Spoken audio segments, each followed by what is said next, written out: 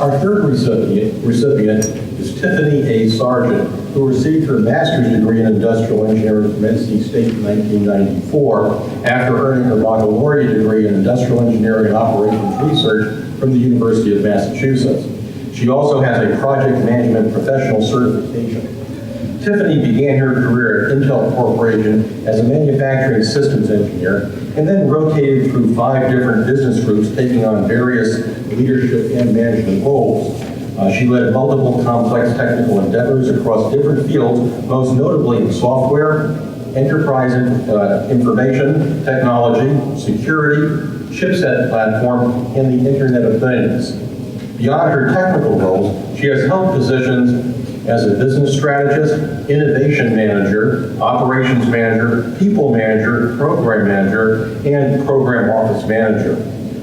Tiffany has received Intel's highest award, the Intel Achievement Award for Innovative Cybersecurity Solutions. Currently, she is Senior Technical Contributor within Intel Federal, LLC. For the past 2 decades, Tiffany has volunteered for technical and business expertise with nonprofits, academia, as well as government. And she completed an American Association for the Advancement of Science and Technology Policy Fellowship with a placement at the National Science Foundation.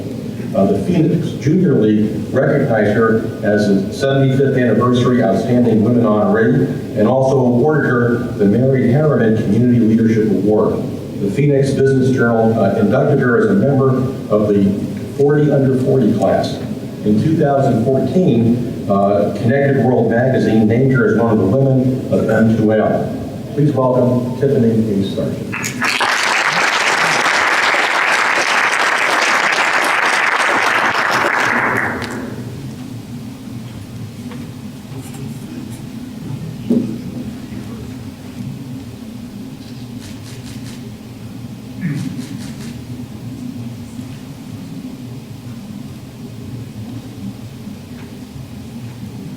Good morning. I'm seeing a lot of familiar faces. I see Dr. Bernhardt over there who taught me decision science, Dr. Lavelle, who was the first person who gave me my TA role here, and Dr. Wilson, who taught me simulation, and Dr. Roberts, who taught me a lot of things, was our department chairman.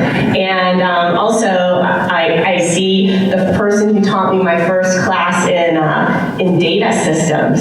So it's been a really wonderful experience to come back here. So when I think about leaving undergraduate and going directly to graduate school, one of the things that I got out of NC State was not only a really good education, but I also gained a lot of confidence and a lot of courage to move into the industrial space, feeling confident that I could do what I wanted to do. So one of the most important things I think that I took away from NC State also was the ability to really pave my own path. So I came into Intel Corporation, where I've been for the last 20 years, having this tremendous knowledge about systems and having this tremendous knowledge about the basics of industrial engineering. So it gave me this philosophy around how to think and how to solve problems. And immediately when I arrived, I was dumped into software, and I knew nothing about it other than the one class that I had here. But over time and in all the jobs, I started approaching things with an industrial engineering state of mind. And when I think about work and how to achieve goals, and a lot of awards that the teams that I was on received, the teams that I led received, and employees that I taught to think differently, who are mostly electrical engineers and computer science folks, what I realized was that I was just leveraging basic industrial engineering skills that they didn't have. So when you looked at the end of the quarter and they saw, hey, we did these great technical projects, you know, our teams did them just better. We were more efficient and more effective. We built dashboards. We measured what we did. We actually drove efficiency for the company. And even when I had the opportunity to manage a chipset program, we almost won another Intel Achievement Award, not for the fact that it was the best electrical engineering set technology, is because we delivered 3 weeks early twice as many types of chips, which is what we would call SKUs.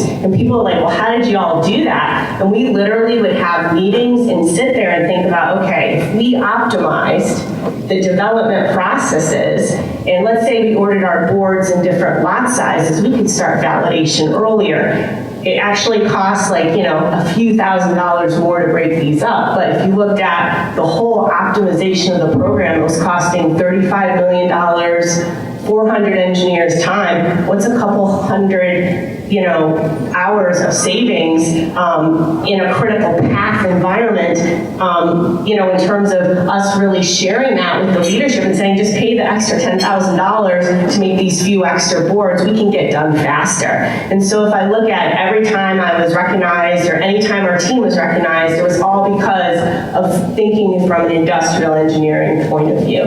And so I look back at my 2 years here as being the most critical because I was more mature. I had gotten the undergraduate fund out of the way, and I had some great graduate student colleagues. And it was funny, Penny and I share a friend, we found out. Someone that used to actually work for Penny was a good friend of mine in graduate school. And if you start thinking about planning your life and looking forward, I think looking at the time that I spent in graduate school was absolutely pivotal in my success. So I don't think I'd be here today. And I want to thank everyone for this opportunity, not only for receiving the achievement, but also want to thank them for the education and the courage and the thought process that I gained out of my education. Thanks.